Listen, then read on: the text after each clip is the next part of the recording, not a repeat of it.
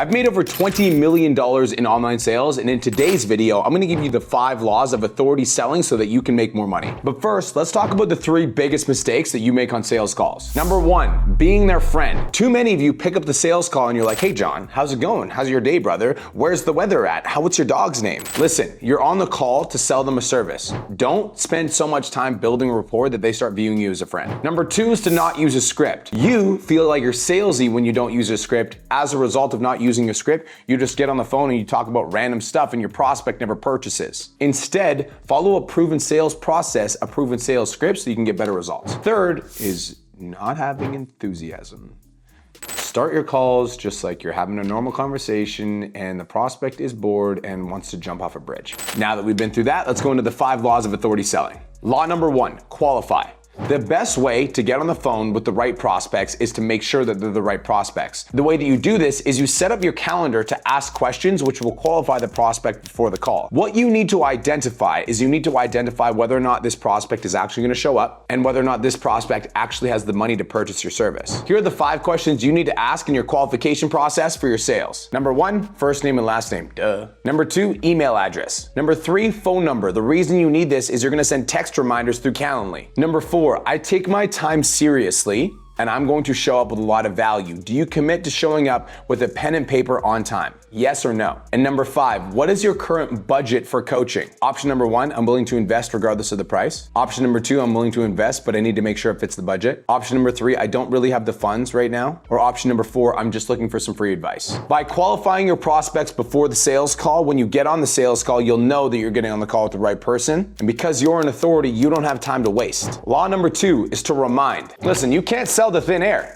So you might be the biggest authority on the planet, but if nobody shows up to that call, you ain't gonna sell shit. So it's super important that not only you focus on booking calls, but you also focus on getting people to show up for those calls. So here's how to massively increase your show up rates. First, never book more than 2 days in advance. The reason for this is human beings buy based off of emotion and not on logic. And so you wanna capture the emotion that the prospect is in when they book the call. Not only that, but life gets busy. And despite how cool, handsome, talented, and what a nice beard that you have, people have other things to do. And so if you book a call 4, 5, 6 days in advance, it's likely that their life will get busy and they will forget. 2 days in advance is the rule. Now the second part of this is setting up your Calendly to do text and email reminders. Calendly has preset text reminders and email reminders. You don't have to change them at all. What you do want to do is you want to set up the reminders for 24 hours before and 1 hour before the event. This, however, is not enough. If you want to get 80 to 90% show up rates, here's exactly what I want you to do. Before you end your evening every day, I want you to check the calendar and see who's booked in for a call tomorrow. Anybody who's booked in for a call tomorrow, you're going to pull out your phone and you're going to send them a personalized video. And I'm going to give you the exact script that you're going to use in the video. Hey Nick, what's going on? It's Brian. I just checked the calendar for tomorrow and I saw we're booked in for a quick 20-minute call. I'm super excited. What we're gonna do on the call is cover 3 main things. Number 1, your biggest struggle in your fitness journey. Number 2, your biggest goal for your fitness journey. Number 3, I'm gonna give you a game plan to help you achieve your goals. Bring a pen and paper. It's gonna be awesome and I'll chat with you tomorrow. This answers all of the main questions that the prospect is gonna have, such as what's the call gonna be about? How long is it gonna be? Is it worth my time? Not only that, adding a personal video adds a nice touch. The prospect will appreciate it and they'll be much more likely to show up. Law number 3, frame. Listen, your prospect is not showing up to that call with the intention of sending you cash. Your prospect is showing up to that call with the intention of getting some free information.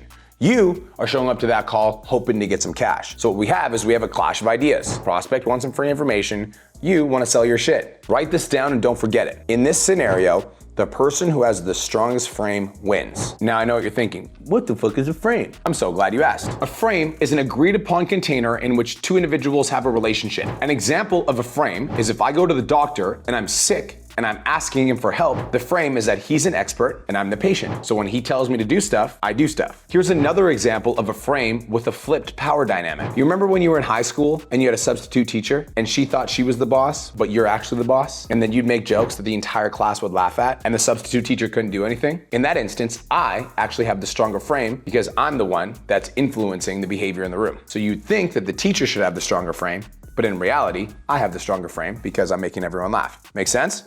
The person who has the strongest frame wins. Now, another example of a frame is when a prospect shows up to a sales call and they just want some free information, but you're on that sales call and you want to sell them some shit. The person with the strongest frame wins. Now, here's the hard part about framing. okay? Write this down. If you don't set the frame, you lost the frame. Which means if you do not set expectations at the start of that call, the prospect is in control of the frame automatically, because their frame is they want free information.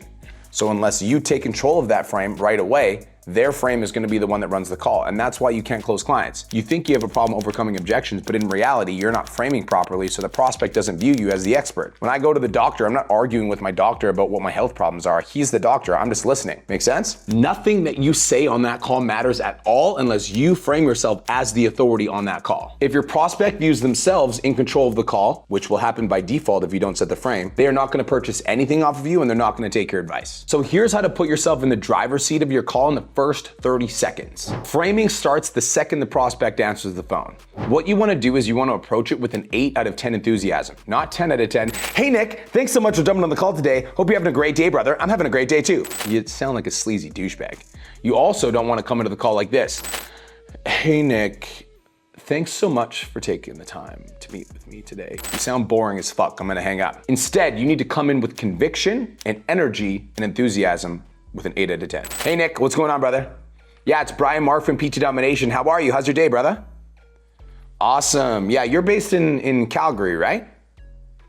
Amazing. So what you're gonna do is you're gonna banter for 10 seconds back and forth, and then you're gonna say this word for word. All right, listen, I've got back-to-back meetings booked all day, Nick. Are you cool if we just jump straight in? Now, why is this so effective and why does this work so well? Number one, this sets the precedence that you are an in-demand person because you have back-to-back meetings. This instantly elevates your status in the eyes of the prospect. Number two, the person that is the most conscious of time is always the higher value person. I want you to imagine your favorite celebrity. Let's say it's Justin Bieber. If it is, me and you aren't friends, but let's say it's Justin Bieber. Imagine trying to go up to Justin Bieber on the street and have a 30-minute conversation with him. It wouldn't happen.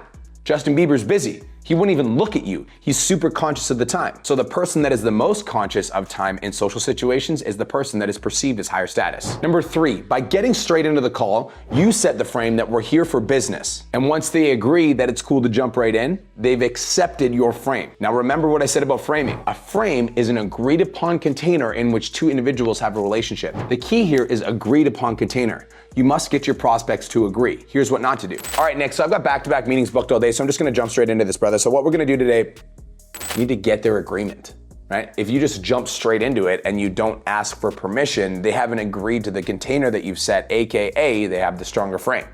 Make sense? Once I make this statement, I've got back-to-back meetings booked all day. Are you cool if we just jump straight in? And they say yes, they've accepted my frame. And remember, the person with the strongest frame wins. Once they've accepted your initial frame, then you need to set the frame for the whole call. The opening statement that you're going to make is going to answer all of the prospect's questions that they have about the call that's about to happen. How long is this gonna take? What's this all about? What's gonna happen on this call? Why is he so handsome? So we are gonna answer all of their opening questions as soon as the call starts. All right, Nick, so what we're gonna do on today's call is I'm just gonna ask you a few questions to get clear on your main struggles, your main goals, and then I'm gonna give you a game plan to help you achieve those goals.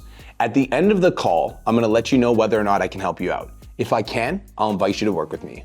If I can't, I'll point you in a different direction. Does that sound good? Now let's break down exactly why this works. First, I'm stating exactly what I'm gonna do on that call and I'm letting them know that I'm gonna be asking probing questions. Second, I'm telling them that I'm going to pitch them. At the end of the call, I'll let you know whether or not I can help. If I can, I'll invite you to work with me. I'm straight up telling them I'm going to pitch you something. Now this is going to add tension to the conversation. And right away, I remove the tension from the conversation by saying, and if I can't help, I'll let you know and I'll point you in a different direction. Now I just ease the tension from the conversation because I just let the prospect know I might not be able to help you. So we clearly explain what the call's about, we add tension by telling them we're gonna pitch them, and then we remove that tension right away and make that a neutral statement by letting them know that we might not be able to help. Once they agree to this opening statement, they have now accepted the frame and you have successfully positioned yourself as an authority within the first 2 minutes of the call. Cement yourself as an authority within the first 2 minutes of the call. Law number 4 is to expand. Now I call this the 3 layers deep theory, and I made it up, it's mine, so fuck y'all. So most people on a call will ask the first question and then they'll stop there, and then they'll just move on to the next part of the script. What I want you to do is I want you to get 3 layers deep. So if I ask Nick, what's your biggest struggle right now? And he tells me, I wanna lose 20 pounds. My goal is to ask questions that make him aware of the pain that he's currently in by being 20 pounds overweight. I also wanna figure out how long he's been struggling to lose that 20 pounds.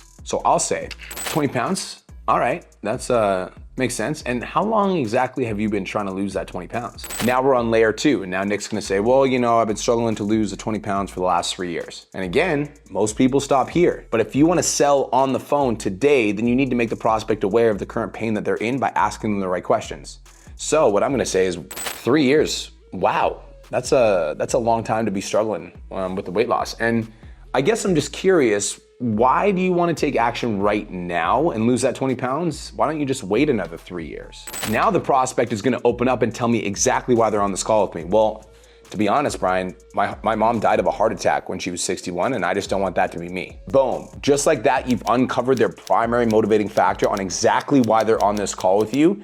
At this point, you're gonna thank them so much for sharing with you, and you're gonna move on to the next part of the script. Listen, man, I just wanna say thanks so much for sharing that with me, Nick. That really means a lot to me, and I just wanna reassure you that you are in the right place. And then you move on to the next part of the script. Law number 5, urgency. Think about this for a second. The reason that your prospect is struggling right now is because they've been making excuses their whole life. Weight loss is pretty fucking simple, guys. Eat less food and move your body. So information is not the problem, motivation is. Now remember the prospect's frame. They came into this call expecting to grab some free information and knew what they always do, which is sit back and think about it. So it's our responsibility to make the prospect aware of why it's important to take action right now and not later. And in sales, the best way to convince somebody to do something is not to tell them, Nick, you need to take action right now to change your life, because if I tell you that you need to do something, I'm gonna cause sales resistance. Instead, the best way is to ask them questions that make them sell themselves on why they need to take action right now. So it's why now and why me. As a general rule of thumb, you need to ask why now at least 3 times on your sales calls. Now, each time you ask why now, it may feel like a repetitive question, but what you're really doing is you're priming the prospect to take action right now on the call and not later. Once they talk about your struggles, you're gonna say, okay, Nick, so I'm just curious, why is it important that you make a change right now in your life, not later? Once they open up your goals, you're gonna go, okay, so you're saying you wanna get healthy, and lose the weight for you and your family. And again, why do you feel like you need to do this right now? Once they tell you how long they've been putting off their goals, you're gonna say, okay, so 3 years is a long time to be putting this off, Nick. I'm just curious, why did you reach out to me for help now? Why don't you just wait another 3 years? By asking the prospect these questions, the prospect is going to start to uncover reasons why they need to take action right now, not later, and they're gonna be motivated to take action for their own internal reasons instead of you telling them you need to take action right now. They're gonna feel a sense of urgency to move today. The second part of this is why me. Now, when you're on a sales call with a prospect, your prospect is thinking, what makes you different than other fitness coaches? So what you need to do is you need to flip this on its head, use some reverse psychology on them, and ask them a question that makes them justify to you why you're better. Here's exactly what you say. At some point during the call, you're just gonna ask this question. So I'm curious, John, what made you decide to get on this call with me today?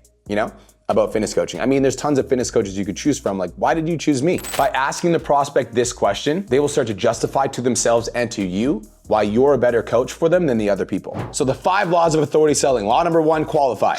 Law number 2, remind. Law number 3, frame. Law number 4, expand. Law number 5, urgency. If this video is helpful, leave a comment below. Make sure you're subscribed, and I'll talk to you soon.